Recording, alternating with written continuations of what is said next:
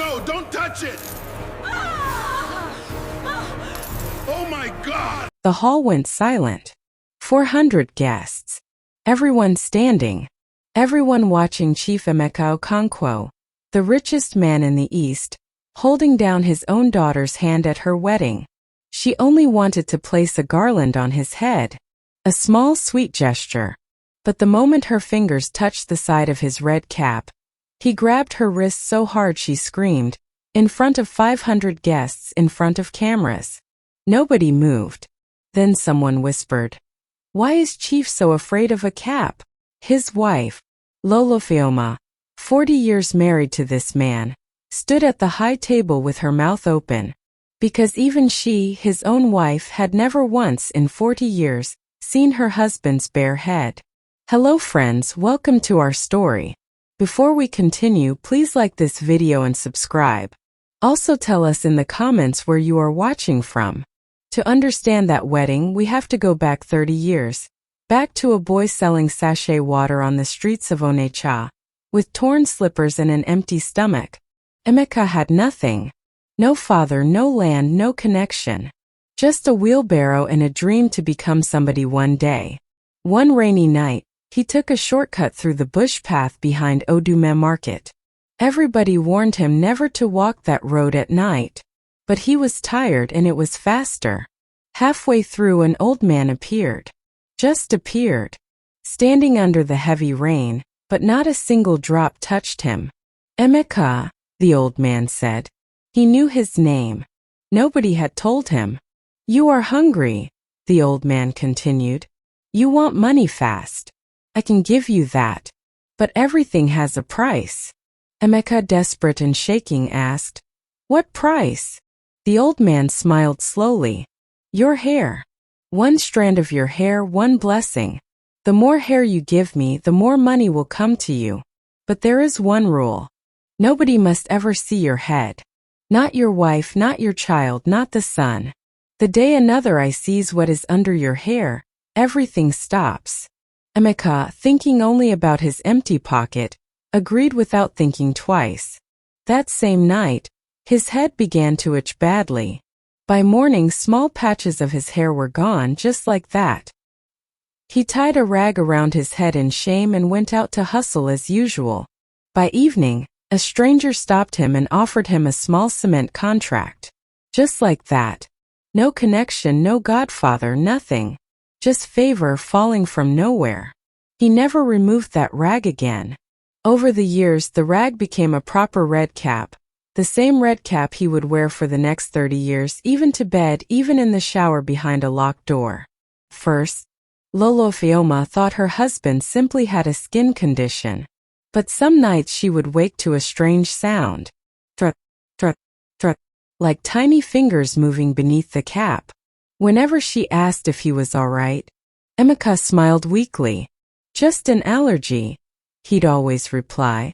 Yet every morning, he quietly burned his pillowcase before any servant entered the room. Every year his hair reduced. Every year his money increased. It was like a strange exchange rate only he understood. Sell a little hair, gain a big blessing. Soon, Okonkwo Cement was supplying half the buildings rising in the southeast. Then he added Emeka Telecoms, the green network. With millions of subscribers and jingles every child in Nigeria could sing. As his fortune grew, so did the strange rumors around him. Housemaids rarely stayed more than a few months. One insisted she smelled something rotten whenever Chief Emeka walked past. Another claimed she heard whispering coming from his bedroom late at night, even though he slept alone. Nobody believed them. They all resigned anyway. Soon the entire city knew him as Oga Cap. Children believed he had been born wearing the cap. Every month, the family barber still came to the mansion. Yet nobody ever saw him cut Chief Emeka's hair. He would enter the room. The door would lock. 5 minutes later he walked out carrying untouched clippers. So, Chief paid him double. One day the barber's apprentice finally asked, Oga, why does the richest man in the East pay someone who never cuts his hair? The barber looked away. Some questions are safer unanswered. His wife asked him gently in their early years of marriage. He changed the topic. She asked again after their first son was born. He locked himself in the bathroom for 2 hours and refused to talk. By their 10th year together, she stopped asking. It was the only secret in an otherwise open marriage, and she learned to live around it like a locked room in her own house. There had only been one close call. When Amara was 6 years old, she burst into her father's room during a game of hide and seek. Laughing, she jumped onto the bed. The cap shifted just slightly. Before her eyes could focus on anything, Emeka grabbed the cap and rushed her outside. She cried for nearly an hour. It was the only time his children had ever seen their father shaking with fear. Be honest, if your husband hid his head from you for 40 years, would you still trust him completely? After the wedding scandal, people online could not stop talking. Blogs picked up the video.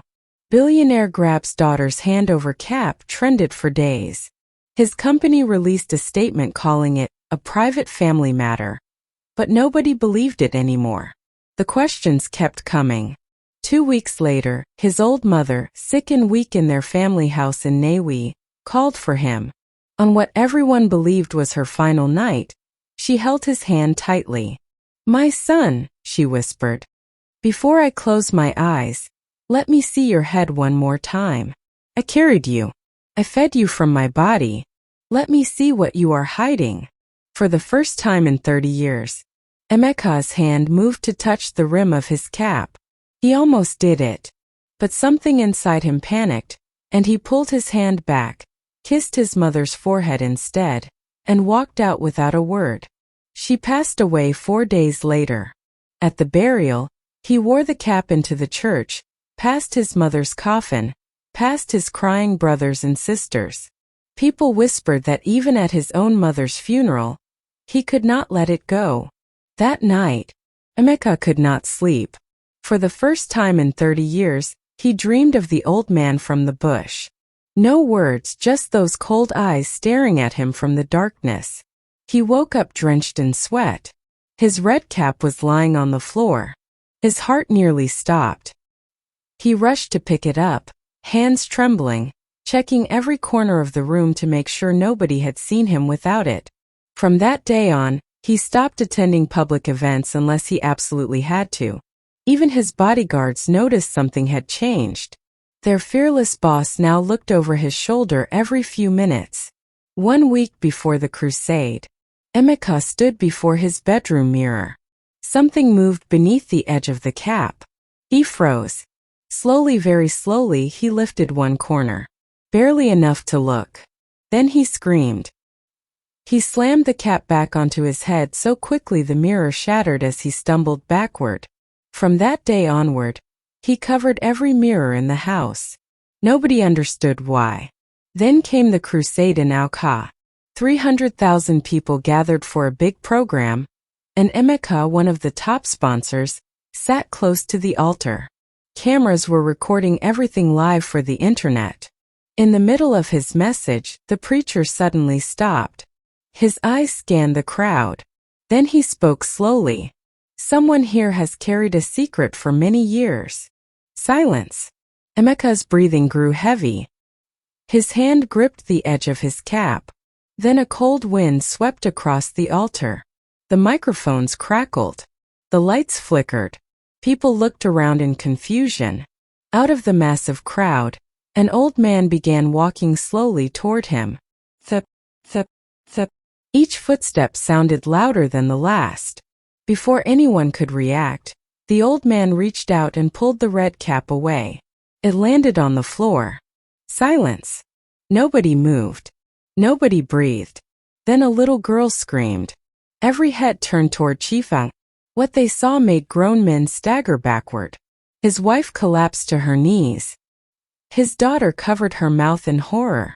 Even the pastor standing on the altar stepped away from him. Beneath the cap, there was no hair left at all.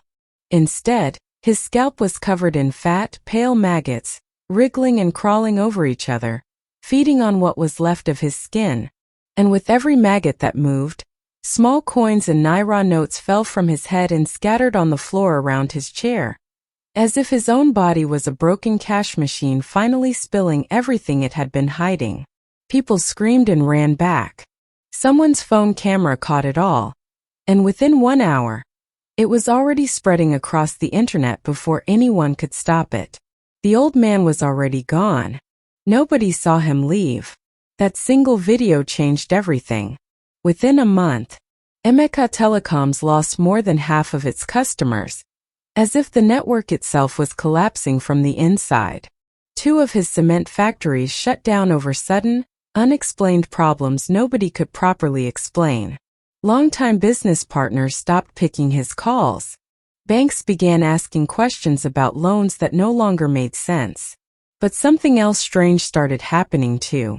In the same weeks his empire was falling apart, his younger brother back in the village, a man who had struggled with bad luck for over 20 years, suddenly started prospering. A small contract came his way. Then another. His shop, which had failed 3 times before, finally began to grow. Nobody connected the 2 events at first. But slowly, people in the village began to whisper that maybe, just maybe, the same hand that had been feeding Emeka's fortune for 30 years had simply changed direction and started giving back to the one it had quietly been taking from all along. Emeka never spoke publicly again after that night. He shaved off what was left on his head, treated his scalp for months, and slowly returned to a normal life, far away from cameras and big parties. Some say he still runs a small business quietly, away from the public eye. Others say he now spends his days going from church to church, warning young men never to take shortcuts, no matter how hungry they are. His wife, after everything, chose to stay by his side. Not because she forgave the secret easily, but because she said watching a man lose everything and still choose to change was worth more to her than the version of him hiding under that cap for 40 years. Every shortcut has a bill behind it. Emeka thought he was only selling his own hair. He didn't know he was also selling pieces of the people closest to him, one silent blessing at a time. As for the cap itself, nobody knows what truly happened to it after that night. They say the red cap was never seen again. Some believe it was burned. Others believe it returned to the same lonely bush path where a hungry young man once chose a shortcut. And on certain rainy nights, travelers still claim they've seen an old man standing beneath the rain, perfectly dry, waiting for the next desperate soul. Be honest, if you were offered fast money today but the price was something quiet, something small, something nobody would ever see, would you take the deal? Or have you seen enough stories like Emeka's to know that nothing hidden stays hidden forever? Drop your answer in the comments. If this story touched you, like, share, and subscribe for more stories like this one.